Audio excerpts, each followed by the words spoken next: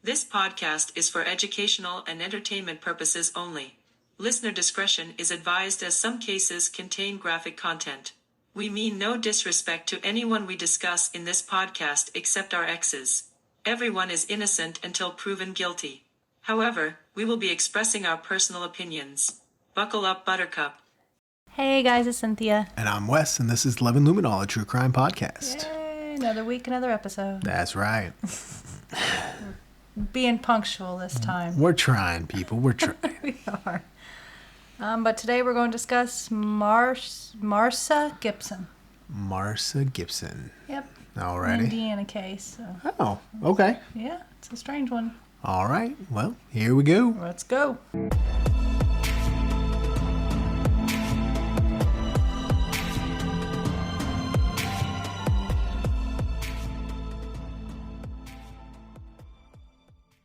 If you haven't seen, we just did a book talk where we finished this current read, Ask for Andrea. So if you're curious about what we thought about that, go check it out. And we're moving on into Asylum by Madeline Rowe. Madeline Rowe. So we'll get into that. He does Audible, but it says there's... Sorry guys, I'm flipping. It says there's pictures from actual asylums in there. So he's got Audible, he won't be able to see, but every now and then there's real life pictures of asylums through here, so Cool. should be an interesting book. You can go back and show me the pictures. It's okay. He's like, I can look at pictures. All right, well, Marsa Gipson, never heard of her? I have not. Wow, it's a doozy. Is We're it gonna now? hop into it. It is. Is in. All right, here we go. And you'll correct me on this because I ain't saying it right. Putnam County, Indiana? Putnam County. Did Putnam. it? Woo. Putnam. County, Indiana, where 28-year-old Marsa Gipson presided. There she is. That's a picture of her. Alrighty. Her mother was Zella Hacker and father Jack Hacker. Okay. Yes. Jack Hacker. Jack Hacker. And Zella. Zella. That's a cool name. Mm-hmm, it is. I like it. But this case happened August 27th of 91. Okay. Around 1:15 in the morning. Mm. Where were you when this happened? I was not even one, so... That's why I said in my that. crib. Where were you? Middle school band? Yeah, probably. You're like, maybe. But she was in a 1984 Chevrolet Camaro heading westbound on I-70. Oh, okay. She was with her, I-70? Well, yeah. It's like I'm bad with road names. I know 6531. How do you not know 56. 70? You used to come to Terre Haute to visit me on 70. That's 70? Yeah. Oh, then I know 70. You even have to pass the Putnamville exit, which she's from Putnam, Indiana. Hey. But she's with her 29-year-old friend, Stanley Hamby. Okay. And they were heading to pick up Marsa's two younger daughters, 10-year-old Amanda and 9-year-old Allison. Because they were with Marsa's parents. And they were en route to get them in Terre Haute. Well, So what did I just say? Yep, so they're heading to Terre Haute. And she's going underneath the Manhattan Road overpass. Okay. Wherever that is. And that's a picture of that overpass there. Mm-hmm. When all of a sudden 2 large rocks were dropped from the overpass. What the hell? Yeah, they each weighed over 15 pounds. Holy shit. So boulders, not rocks, like big ass boulders Yeah. were thrown over the overpass. The first rock broke through the windshield and struck Marsa in the head and chest. Damn. It killed her like almost instantly. They said almost. So I'm like, she had to suffer for a little bit, but there's a picture of her windshield where it went. Wow. Yeah, that boulder went right through. It's like that side and that side. The second rock hit the road, bounced onto the windshield, and hit Stanley, her passenger. Holy crap. He was able to still take control of the car and continued to steer it until it came to a stop about a half a mile down from the incident. So I could imagine just cruising through I-70 or wherever and just 2 big boulders fall down. But as you see, that's the article in the newspaper about it. But Stanley tried to stop passing motorists for help. At that time, 2 more huge rocks were tossed from the overpass. The fuck? So someone throws 2 more. They striked a truck driven by 23-year-old Kimberly Shuttler, and the first rock struck the metal frame of the truck, so it didn't hit window or nothing. It hit the metal frame of it. The second one crashed through the sleeper cab, striking 29-year-old James Polites, shattering his leg. So one, I guess, hit her frame, the other went through the sleeper And somebody was back in the cab. sleeper? Yep. And it broke his leg. James and Stanley were airlifted to Methodist Hospital. Oh. Kimberly was not injured. So she got through with no injuries. The 2 guys had some broken bones. And then Marsa was killed. Wow. And the Indiana police sergeant at the time, Joe Watts, headed the investigation. And he said, quote, "One of those rocks went through her windshield, striking Marsa about the head and chest, and she was pronounced deceased here at the scene." Quote. So when they got there, she was gone. But I guess when they did the autopsy, they determined she might have been alive a little bit after the hit. But Mm-hmm. witnesses saw 2 young men fleeing the scene in a dark truck. An autopsy revealed that Marsa had suffered a ruptured aorta, a broken sternum, multiple jaw fractures, and both of her collarbones had been broken. Jesus. So it hit her right up in, like, sternum face. How do you Her spell jaw. her first name? Marsa, M-A-R-S-A. Oh, okay. That's why I keep saying Marsha, but there's no Yeah, H. I'm like, Marsa? Well, even if it was Marcia, Marcia? it would Yeah. be Marcia still. But yeah, Marsa? that's why I keep wanting Marsa. I know. You're like, what? I want to know how it was spelled. But you can probably guess from the jaw injuries and sternum, and it hit her like right here. Right. Yeah. Oh. Couldn't imagine. Because she then saw it coming at her then. Well, I mean, yeah, for like a split second. Yeah. Sergeant Watts indicated that lab techs were able to recover DNA from the boulder and said, quote, "We collected physical evidence here at the scene, rocks if you will, photographs and so forth, and we have all this information processed at our state police laboratory." So he's trying to put the fear in these people. Yeah. He's like, "We got DNA. It's like, we know got who some you shit. are." Yeah, we got some shit. We're going to get you. We got you. The rocks were tested for DNA, but only Marsa's was found. Oh. Yep. He bluffed. He did. Well, he had DNA technically. Yeah, just but he wasn't made sure. it seem. Yeah, he wasn't sure. He made it seem like he had more than he did. Yeah. You imagine giving that speech and then they say it's Marsa. You're like, damn it. The group the police suspect had something to do with this was a group of individuals in their 20s Okay. who are known for causing trouble around town. So there's a normal group of hoodlums they suspected. But the police found that 2 members of the group did not have alibis that night. The rest did, so 2 members didn't. Well, they saw 2 people running. The Putnam County prosecutor was Timothy Bookwalter, and he said, quote, they were local, they knew each other, they had been drinking going on, kind of going out and having a good time. We know that everybody else except 2 people have alibis for that night that Marsa Gipson's death happened. So he's saying they were out doing, drinking and fun, and 2 of them popped off and didn't have alibis. And the prosecutor, Timothy, also said, quote, "We've got these 2 people who had been there every previous time. They're really unaccounted for the night. We found that all but 2 with independent verification had alibis. They were either at work, they were with others who could verify where they were at, except for 2 people." And then, quote, "That month of July and August of 91, there were a series of 7 incidents off that overpass, and one next down from it on Interstate 70. There is a number of people that we found out that were on those bridges on those 7 other incidents. A group of about 5 or 6 people. For a group of men and women in their early 20s throwing debris down upon unsuspecting motorists while partying up above was their idea of fun to break up the boredom that summer." So he's saying small town kids bored. We're going to throw. These ain't kids. These are grown men. Yeah. Should have And there known wasn't better. rocks. They were boulder. Again, he's like, Yeah. it's like they're tossing pebbles off, but it's not pebbles. No. But Putnam Superior Court Judge Denny Bridges was a police corporal in Puntonville when the incident occurred, so he was the police corporal before the judge. But he rode along to Evansville to interrogate one of the suspects. So one of the suspects were in Evansville.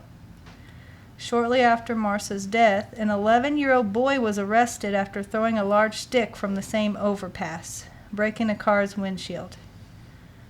So an 11-year-old boy threw a stick off of there. So Well, he ain't throwing a boulder. No, he ain't throwing a 15-pound boulder, but That ain't him. they still, because of this, I assume they didn't tolerate him throwing sticks off of there. Yeah. So they picked him up for it. The man driving the car that the kid threw a stick hit the windshield. The man driving that car chased the boy down on foot and held him until police arrived. So there's this grown man chasing this little boy down on foot. You little shit, get back here. Oh, I know. Investigators do not believe the two incidents are related. Again, it's an 11-year-old throwing those boulders. At least 7 other motorists reported having their vehicles hit by large objects thrown from nearby overpasses. So I guess there's more than just this one overpass that had some incidents. Wow. Their vehicles have sustained damage, but no one else was injured. One witness came forward telling investigators the day before that accident he had witnessed a dark-colored pickup truck stopped on the road by his property. They helped themselves to a huge rock similar to the one in Marcia's front seat and drove away. So it wasn't a rock that happened to be on the overpass. They picked it up on the side road somewhere. Probably, I was thinking of those, some people line their ditches with those big rocks. Mm-hmm. That's what I'm thinking this thing was. Yeah. Something like that. So they were driving by, be like, rocks! And snatched someone's rocks out of the ditch line, apparently. But the detective from Indiana State Police, Sergeant Rick Lang, also helped on the case. He said there are currently 6 people of interest in the case. So that's 6 suspects, yep. An accident reconstruction team went to the scene using new technology to bring new life to the crime. So that was done in more current terms. But Tim plans to take the reconstruction results to the grand jury. So Okay. Then take them, I guess, be able to issue arrest, maybe? Yeah. Press charges, something like that. I mean, that's the whole point of the grand jury is they're Yeah. going to present their evidence and say, what do you think? Do you think you have enough to charge? And they're like, yeah, I think you got it. Yeah, I think so. But to this day, there's been no arrest. Jeez. Yeah.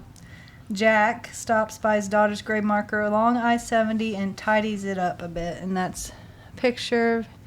I don't know if that's him or someone else, but they're there. He tidies up, picks the grass up, lays flowers, things like that. Looks like news crews or something filming him doing it. But he said, quote, hopes and memories are all we have left. Because obviously they're just waiting for someone to be arrested. Yeah. Her daughter Amanda visited the scene of the crime for the first time in August of 2008. So the anniversary in 2008, her daughter Amanda visited. There is a $10,000 reward for information that leads to the arrest. Her mom, Sella, said, quote, we have a great big hole in our hearts that can never be filled, no matter whether the responsible people are caught or not.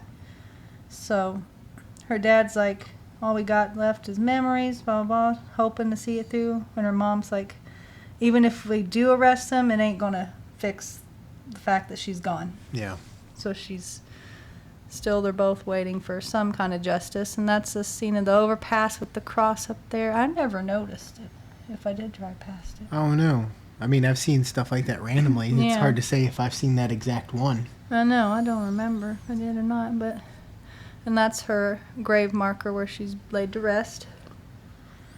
In regard to immunity, the prosecutor said something will be given in return for assistance. So if they said there's 2, so if one rats on the other, might cut a deal, that kind of thing. With statute of limitation, the only charge left they can still prosecute for is murder.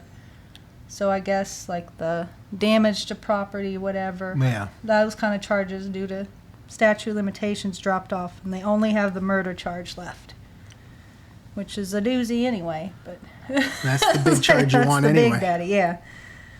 And they want to make sure that it sticks. So They're still doing their investigation, gathering up their evidence, because they don't want to mess this one up. No. Police hope someone will loosen their lips soon, since so much time has passed. It's been 91, so it's been 23 years. Wow. Right? No. I mean, no, 33. 91. 33. Yeah, hello. You would know. It's like, 10 o'clock at night. 33 years. Lord. But, and so they're hoping that someone will chat about somebody else or friends. They brag to friends, rat them out, get their reward, some immunity. So hoping somebody says something. Yep. But they said silence can't be bought, only rented. And that's that. No one's been arrested. Still open. Told you it's a doozy. That's insane. That is. Who would do that? Who would be like, I'm going to drop this boulder off this overpass? I mean, I could see kids doing stupid shit like dumping like drink over the side and splashes on somebody, and even that's dangerous. Yeah, even that. Yeah, it scares you. But I can see kids doing stupid shit like that. But grown men say, let's just throw a fucking several boulders over the side of this thing. I mean, they know that's going to kill someone. Yeah, they have to know that's huge, and if that hits a car, that's going to that's obvious. Cause a wreck. If that goes through a windshield, someone's dead. It's obvious. That's just dumb. That is. That's why I'm like, really grown at, because it said people in their 20s. I'm like, they know better. Yeah, that's going to kill somebody. I can see like punk teenagers. Well, even teenagers, I can't see like doing a boulder or something. Something stupid though, like I said, somebody throwing a beer over the side or something stupid. But like, I can't see somebody throwing boulders over the side of a fucking overpass. Me either. They said they were drinking and partying, but still, I would. Yeah, but that's a planned thing because they had to go get the boulder and bring it with them. It's not like. I wonder if they saw that guy pick up boulders, or those pair of people pick up boulders that night, or if it was planned before that. Like if they got drunk, like, let's do something crazy. Yeah, let's throw boulders off the overpass. I know where we can find some. Yeah, so they drive to someone's neighbor's house and steal Jeb's got a shit ton of them boulders in his yard. So I would go up and down that road and be like, who's on this street? Because someone had to pass that to know there's rocks there. So I'd be like, who lives around here? Who passes up and down this road? Idiots. I know, just a bunch of morons wanting to party and be big tough people, and they end up throwing a rock off of there. So that's horrible. Have you ever seen the movie The Good Son with Macaulay Culkin? Yeah. That kind of reminds me of that because he does a whole thing where he builds like a fake person, like a dummy. Yeah. And he throws the dummy over an overpass.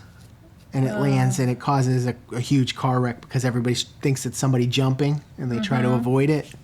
That reminds me of that, but that's a kid doing something. Well, that's an evil kid doing something stupid, but like, I can't picture grown men being like, let's throw a fucking boulder. And but not just one, several. Yeah, 4. 2 on her, and then 2 hit another vehicle. 4 boulders. But even then, I picture like... And that's after you saw one go through the fucking car. And and you know that person's probably hurt or dead. The car pulled over the side of the road, And then you're like, let's throw some more. Makes no sense. And I keep thinking that's like childish kind of, but I've seen our kids pick up these 10-pound weights. They're like, ugh. Yeah. Grunting and groaning. So I'm like, how young and old does this kid have to be to... Who knows? Yeah.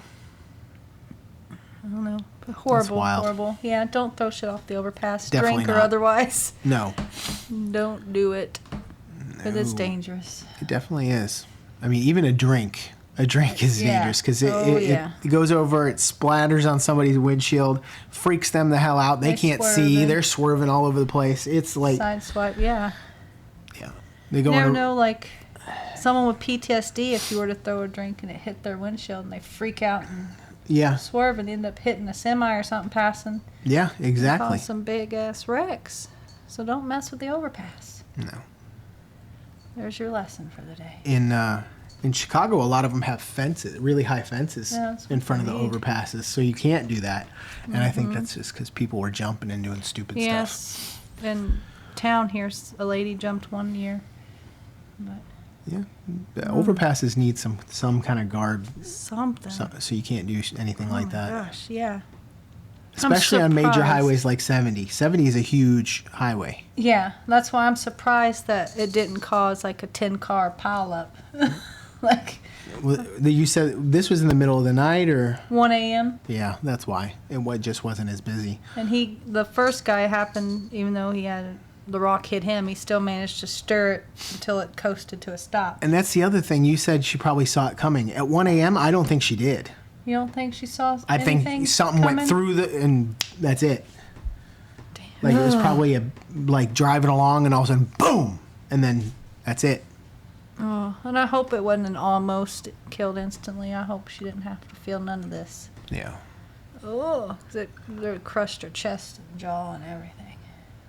Yeah. Ugh. Well, there you go. That's your case of Marsa. Well. Yeah. Awful. That's- People. That's just stupid people. It is. Stupid. I hope they find I know it's been a long time, but somebody Yeah. gotta say something. Yeah. Eventually. Hopefully. This poor family. But it even scares me for like what kind of kids our kids would hang around if they do stupid like this all the time. Yeah. It's like no. All right. That's it. All right. Well, feel free to like and subscribe. Check us out on loveandluminol.com, where you can find a list of all of our audio and video links for these podcasts. It also has a list of all of our episodes. What else? Social media. Yeah. We're everywhere except for X, at Love and Luminol. Oh, and at the website also you can contact us just like you can on social media. So feel free to message us. Yeah. Condolences to Zella, Jack, her daughters is Amanda and Allison, her family in general. Yeah, So sorry for your losses. Horrible and senseless in every aspect of the word. definitely. Yep. So, You got anything you want to add? no. Take care of yourselves. Don't throw things at cars. Definitely not. Yeah. All right, we'll see you guys next time. See ya. Bye.